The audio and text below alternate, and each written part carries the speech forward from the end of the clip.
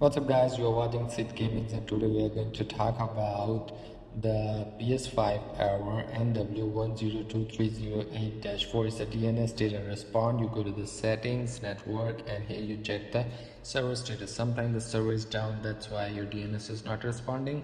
You just check your PSN server. Here you just select your region and check the PSN server.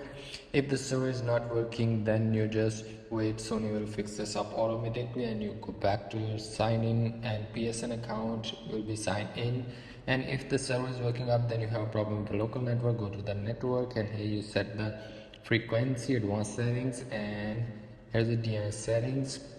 Go to the manual and primary DNS, change it to 8.8.8.8 and a secondary DNS to 1.1.1.1, and here is the MTU settings, remain same automatic. So that's how that simply you can set this error on your PlayStation 5.